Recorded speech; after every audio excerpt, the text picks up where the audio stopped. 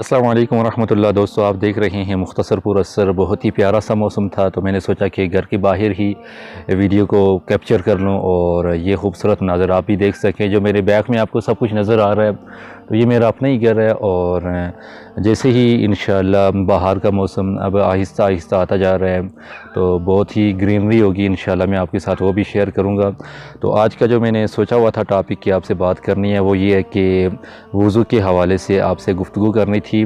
تو اللہ تعالیٰ قرآن حکیم میں فرماتا ہے سورۃ المائدہ کے اندر، یا ایھا الذین آمنوا اذا قمتم الی الصلاۃ فاغسلوا وجوہکم وایدیکم الی المرافق وامسحوا برؤوسکم وارجلکم الی الکعبین۔ اس آیت میں وضو کے 4 فرائض بیان کیے گئے ہیں، اور اس کا میں اگر مفہوم آپ کے ساتھ شیئر کروں تو مفہوم یہ ہے کہ اے ایمان والو، جب تم نماز کا ارادہ کرو تو سب سے پہلے اپنے چہرے کو دھو، اور اس کے بعد ہاتھوں کو کنیوں سمیت، اور پھر سروں کا مسح کرو، اور پھر پاؤں کو ٹخنوں سمیت دھو۔ یہ اس کا مفہوم میں نے عرض کیا آپ کے ساتھ۔ تو اس میں آپ نے ایک چیز کا خیال رکھنا ہے کہ کیونکہ اس کے 4 فرائض آتے ہیں: چہرہ دھونا، اور اس کے بعد ہاتھوں کو کنیوں سمیت دھونا، پھر سر کا مسح کرنا، اور پھر لاسٹ میں آتا ہے پاؤں کو ٹخنوں سمیت دھونا۔ تو چہرہ جو ہوتا ہے جہاں سے بال ہمارے اگنا شروع ہوتے ہیں، پیشانی کے بالوں سے لے کر تھوڑی کے نیچے تک، اور ایک کان کی لو سے لے کر دوسرے کان کی لو تک، یہ سارا حصہ ہمارے چہرے کے اندر آتا ہے۔ اس میں ہمارا ایک بال کے برابر بھی حصہ خشک نہیں رہنا چاہیے، یہ پورا چہرے میں آتا ہے۔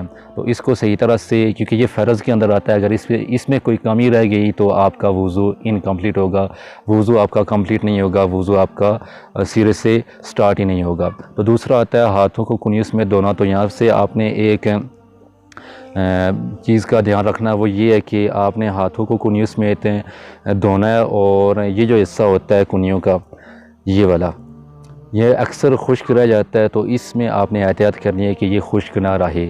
اور اس کے بعد آتا ہے سر کا مسح کرنا، اور سر کا مسح کرنا بعض لوگ بہت ساری غلطیاں کرتے ہیں اس میں، تو میں آپ کو اس مسح کا صحیح طریقہ بتاتا ہوں۔ تو یہ آپ دیکھ لیں غور سے، یہ مسح کرنے کا صحیح طریقہ ہے۔ پہلے یہ 3 انگلیاں یوز ہوتی ہیں، اور اس کے بعد یہ دوسرے مرحلے میں، اور تیسرے مرحلے میں ہماری یہ چیز یوز ہوتی ہے۔ آپ نے دیکھنا ہے کہ مسح کیسے کرتے ہیں۔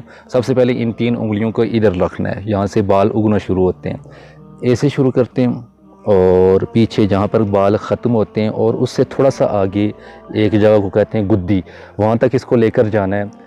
اور اس کے بعد یہ استعمال ہو گئیں، اب رہتی ہیں یہ 2 انگلیاں ہماری، اور اس کو کان کے اندر والی سائڈ پر مارنا ہے، اور اس کے بعد سوراخ کے بعد، اور اس کے بعد یہ انگوٹھا جائے گا پیچھے جائے گا، اس طرح سے اس کو کریں گے۔ اب یہ جگہ رہ گئی، اور اس کو ہم ایسے گلے میں پانی ہاتھوں کے ساتھ لگا کر، تو اسی کو مسح کرنا کہتے ہیں۔ تو یہ ہو گیا ہمارا مسح۔ اب لاسٹ میں آتا ہے جی پاؤں دھونا۔ تو پاؤں کو، یعنی کہ پاؤں کی جو انگلیاں ہوتی ہیں وہ جڑی ہوئی ہوتی ہیں، تو ان میں ہلا ہوتا ہے بعض دفعہ، بعض کی جو انگلیاں ہوتی ہیں ان میں نہیں ہوتا ہے، تو اس میں احتیاط کرنی ہے۔ یہ ہے وضو کا صحیح طریقہ۔ اور کیونکہ یہ میں نے فرائض بیان کیے ہیں، سنتیں بیان نہیں کی ہیں، کلی کرنا، ناک میں پانی ڈالنا، یہ سب چیزیں میں نے بیان نہیں کی ہیں۔ تو یہ صرف فرائض کے اوپر میں نے تھوڑی سی بات کی ہے۔ امید کرتا ہوں کہ آج کی یہ ویڈیو کلپ آپ کو سمجھ میں آ چکی ہوگی، اور اگر جس کو کوئی بھی سوال پیدا ہوا ہو تو وہ برائے مہربانی کمنٹ کر کے بتا دے، یا پھر واٹس ایپ پر جو نیچے لکھا ہوا ہے آپ اس پر بھی رابطہ کر کے، کوئی بھی اگر کنفیوژن پیدا ہو سکتی ہے تو مجھ سے رابطہ کر کے پوچھ لے۔ جزاک اللہ خیرہ۔